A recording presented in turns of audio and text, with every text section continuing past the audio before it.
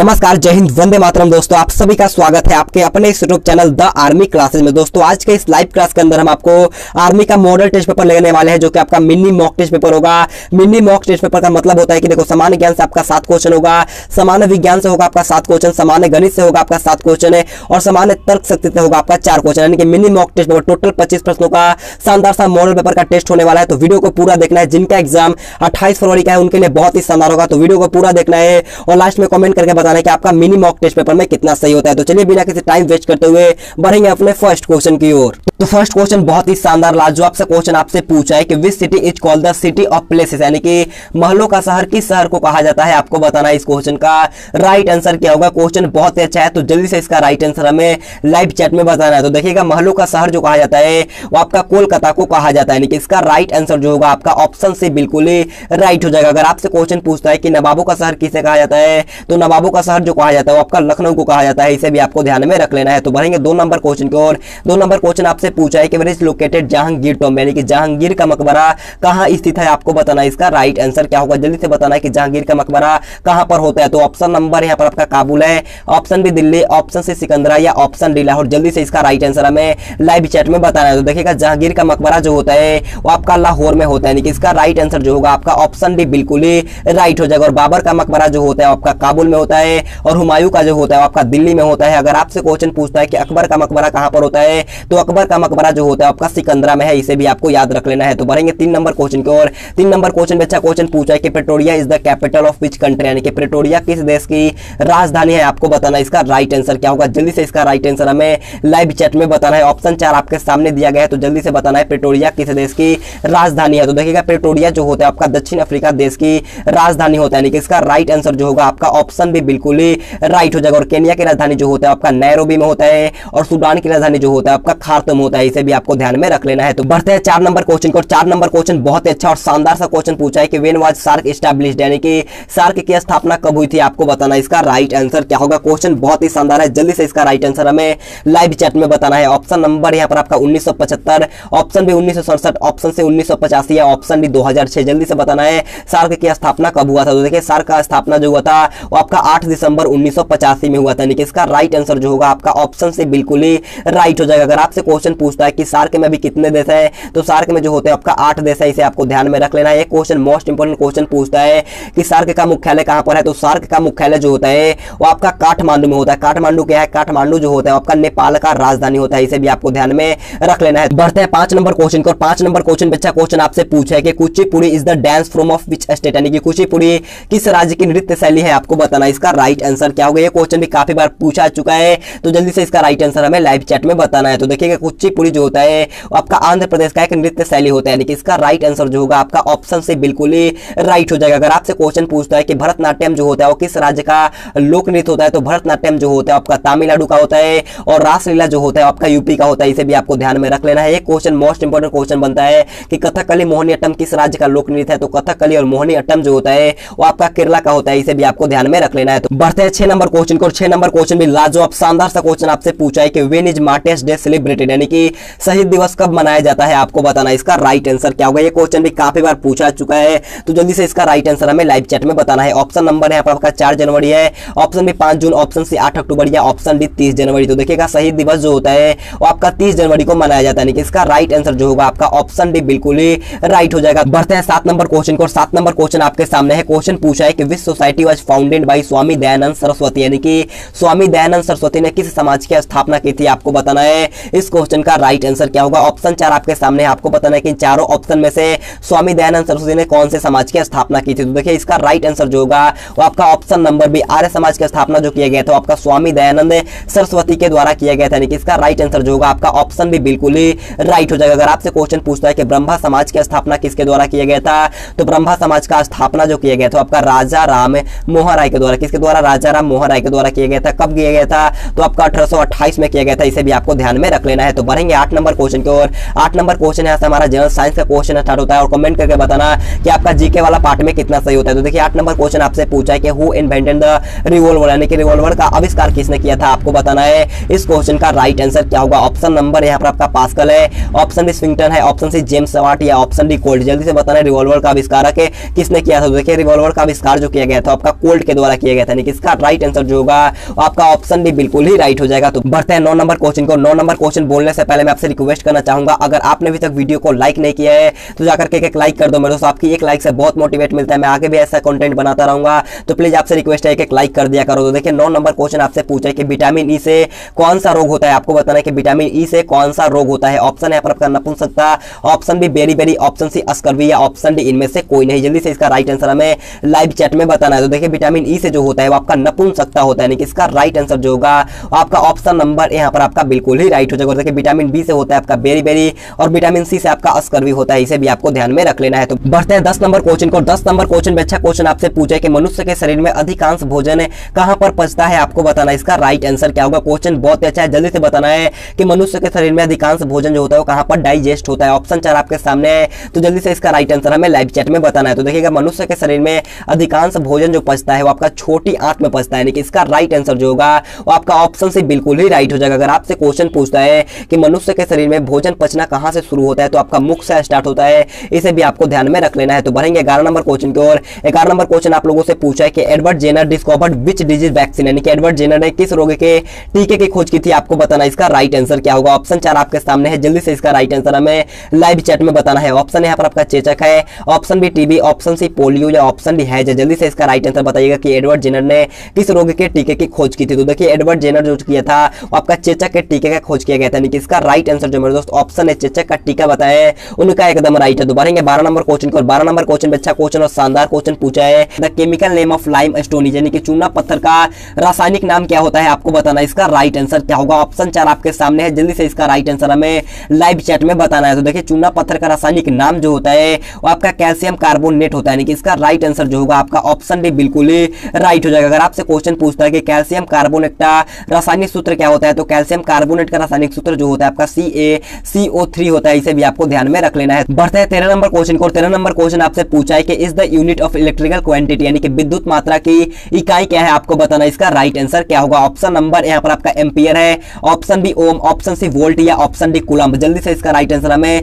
Live chat में बताना है। तो देखिएगा विद्युत मात्रा का इकाई जो होता है आपका एम्पियर होता है, यानी कि इसका राइट आंसर जो होगा वो आपका ऑप्शन नंबर यहाँ पर आपका बिल्कुल ही राइट हो जाएगा। तो बढ़ते हैं 14 नंबर क्वेश्चन को। 14 नंबर क्वेश्चन हमारा जीएस का लास्ट क्वेश्चन, और इससे पहले मैं आपसे बोलना चाहूंगा आपको मैथ और रीजनिंग वाला भी पार्ट देखना है और वीडियो को लास्ट में कमेंट करके बताना कि आपका टोटल में से कितना सही होता है, तो आपको मैथ और रीजनिंग वाला पार्ट भी देखना है। तो देखिए 14 नंबर क्वेश्चन पूछा है कि विटामिन डी की कमी से होने वाला रोग कौन है। जल्दी से बताना है कि विटामिन डी की कमी से होने वाला रोग कौन होता है। तो देखिए विटामिन डी की कमी से जो होने वाला रोग होता है वो आपका रिकेट्स होता है, यानी कि इसका राइट आंसर जो होगा आपका ऑप्शन डी बिल्कुल ही राइट हो जाएगा। तो अब बढ़ेंगे पार्ट सी की ओर, जो कि आपका मैथ का होगा। इससे पहले मैं आपसे बोलना चाहूंगा आप कमेंट करके बताइएगा कि आपका जीके और जीएस में कितना सही होता है। तो देखिए 15 नंबर क्वेश्चन पूछा है, एक आयताकार मैदान का क्षेत्रफल 12,500 मीटर स्क्वायर है, जिसकी लंबाई 125 मीटर है, तो चौड़ाई ज्ञात करना है। क्वेश्चन बहुत अच्छा है, जल्दी से सॉल्व करके इसका राइट आंसर हमें लाइव चैट में बताना है। देखिए हमें आयताकार मैदान का क्षेत्रफल दिया गया है 12,500 और लंबाई भी दिया गया है 125 मीटर। तो पूछा है चौड़ाई, तो चौड़ाई निकालने का एक फॉर्मूला होता है क्षेत्रफल बट्टे में लंबाई। क्या होता है? क्षेत्रफल बट्टे में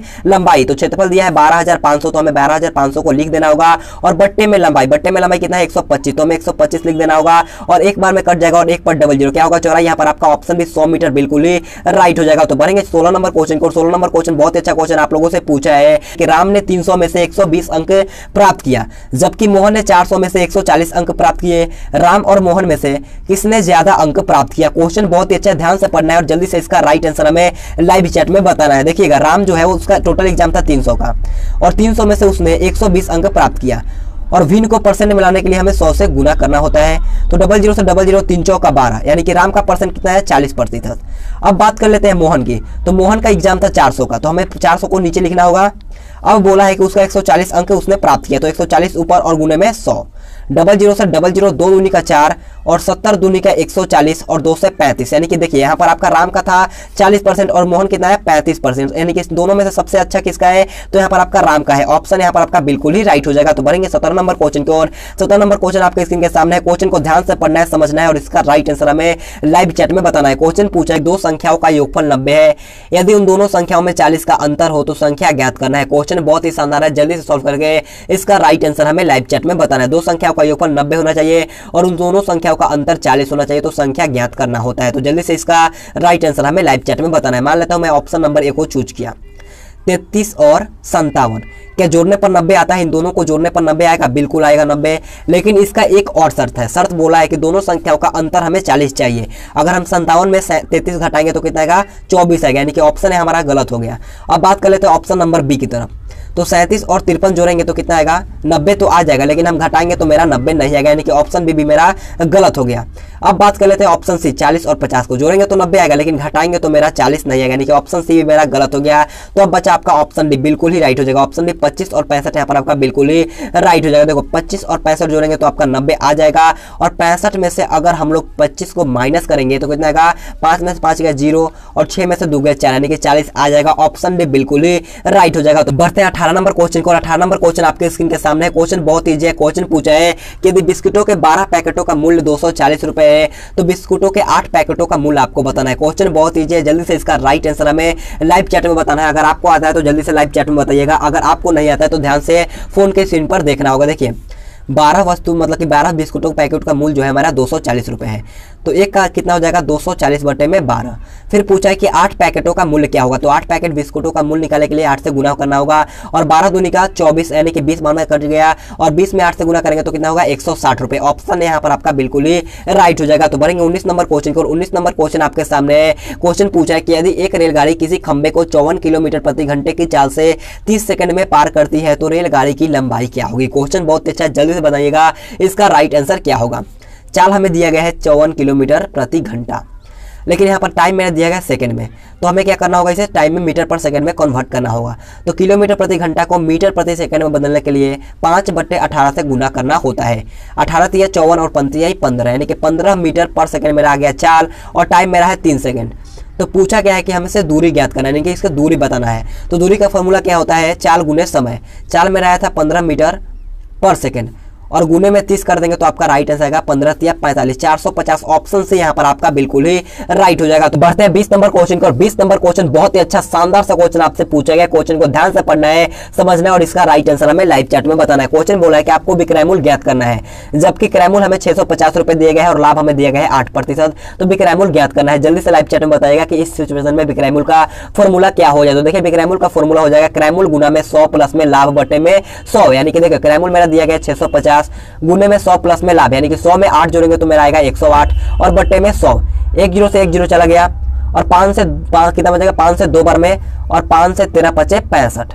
2 से कितना बचेगा? 2 से 54 दूनी का 108, अगर हम 54 में 13 से गुना करेंगे तो आपका आएगा 702। ऑप्शन नंबर यहाँ पर आपका बिल्कुल ही राइट हो जाएगा। तो बढ़ते हैं 21 नंबर क्वेश्चन को। 21 नंबर क्वेश्चन बहुत ही अच्छा और शानदार सा क्वेश्चन आपसे पूछा है कि यदि 7 आदमी एक काम को 16 दिन में करते हैं तो 4 आदमी उसी काम को कितने दिनों में करेंगे? क्वेश्चन बहुत ही अच्छा है, हर बार पूछता है, तो जल्दी से इसका राइट आंसर हमें लाइव चैट में बताना है। देखो 7 आदमी किसी काम को 16 दिन में करता है, तो पूछा है कि 4 आदमी उसी काम को कितने दिनों में करेगा? तो 4 चौका 16 और 7 चौका 28, यानी कि इसका राइट आंसर होगा आपका ऑप्शन बी, 28 दिनों में पूरा कर देगा। तो अब बढ़ेंगे हम लोग लॉजिकल रीजनिंग की तरफ, जो कि हमारा पार्ट डी होगा। और इससे पहले मैं आपसे बोलना चाहूंगा, जाकर के कमेंट करके बता दीजिएगा कि आपका मैथ में कितना सही होता है। तो देखिए 22 नंबर क्वेश्चन पूछा है कि श्याम की सास की एकमात्र पुत्री के बेटे का श्याम से क्या संबंध है? क्वेश्चन को समझिएगा कि श्याम की सास की एकमात्र पुत्री, श्याम की सास की एकमात्र पुत्री, मान लो मैं श्याम हूँ, मेरी सास की पुत्री मेरी वाइफ होगी, और वाइफ के बेटे का श्याम से क्या संबंध होगा? यानी कि मेरे पत्नी के बेटे से मेरा क्या संबंध होगा? तो मेरा वो पुत्र लगे, यानी कि इसका राइट आंसर जो होगा आपका ऑप्शन से बिल्कुल ही राइट हो जाएगा। बहुत ही इजी क्वेश्चन था। तो बढ़ेंगे 23 नंबर क्वेश्चन की ओर। 23 नंबर क्वेश्चन बहुत अच्छा क्वेश्चन आपसे पूछा है कि जो संबंध चीन का बीजिंग से है तो वही संबंध जापान का क्या होगा? क्वेश्चन बहुत अच्छा है, जल्दी से बताना है कि जो संबंध चीन का बीजिंग से है तो वही संबंध जापान का क्या होगा? चीन की राजधानी कहाँ पर है? तो आपका बीजिंग है। तो जापान की राजधानी कहाँ पर होता है? तो जापान की राजधानी जो होता है आपका टोक्यो होता है। ऑप्शन डी बिल्कुल ही राइट हो जाएगा। तो बढ़ते हैं 24 नंबर क्वेश्चन को। 24 नंबर क्वेश्चन बोलने से पहले मैं आपसे रिक्वेस्ट करना चाहूंगा, अगर आपने अभी तक वीडियो को लाइक नहीं किया है तो जाकर के जल्दी से एक लाइक कर दीजिए करो, और अपने दोस्तों के साथ भी वीडियो को शेयर कर दिया करो, ताकि जल्दी हमारा 50 के फैमिली हो जाएगा। तो आपसे रिक्वेस्ट है कम से कम 1 या 2 दोस्तों के पास इस वीडियो को शेयर कर दिया करो। अगर आपने अभी तक चैनल को सब्सक्राइब नहीं किया तो सब्सक्राइब कर लें मेरे दोस्त, जल्दी हमारा 50 का फैमिली होने वाला है। तो आपसे रिक्वेस्ट है जरूर सब्सक्राइब कर लीजिएगा और अपने दोस्तों के साथ भी इस वीडियो को शेयर कर दीजिएगा। तो देखिए 24 नंबर क्वेश्चन पूछा है कि पैगोडा का जो संबंध रंगून से है तो पिरामिड का संबंध किससे होगा? आपको बताना है कि पैगोडा जो होता है आपका रंगून में होता है, तो पिरामिड कहां पर होता है? तो पिरामिड जो होता है आपका इजिप्ट में होता है, यानी कि इसका राइट आंसर जो होगा वो आपका ऑप्शन डी बिल्कुल ही राइट हो जाएगा। तो बढ़ते हैं 25 नंबर क्वेश्चन को। और 25 नंबर क्वेश्चन है हमारा आज का लास्ट क्वेश्चन है। क्वेश्चन पूछा है कि 12 का स्क्वायर माइनस में 13 का स्क्वायर को सरल करना है। जल्दी से बताइएगा इसका राइट आंसर है क्या होगा? 12 का स्क्वायर कितना होता है? तो 100 144 होता है और 13 का स्क्वायर कितना होता है 169 होता है। अगर 144 में से 169 को माइनस करेंगे तो आपका क्या आएगा माइनस का 25 आएगा। ऑप्शन है बिल्कुल ही राइट हो जाएगा। तो आज का क्लास हमारा यहीं पर खत्म होता है। अगर आपको वीडियो पसंद आया तो मैं आपसे बोलना चाहूंगा जाते जाते एक लाइक कर दीजिएगा और चैनल पर पहले बार है तो चैनल को सब्सक्राइब भी कर लो मेरे दोस्तों और अपने दोस्तों के साथ इस वीडियो को शेयर करो ताकि हमारा जल्दी 50K का फैमिली हो जाएगा। तो आपसे रिक्वेस्ट है सब्सक्राइब कर लेना और दोस्तों के पास भी इस वीडियो को शेयर कर लेना। अगर आपको वीडियो पसंद आया तो जाते जाते एक लाइक कर दीजिएगा। तो thanks for watching this video. जय हिंद जय भारत।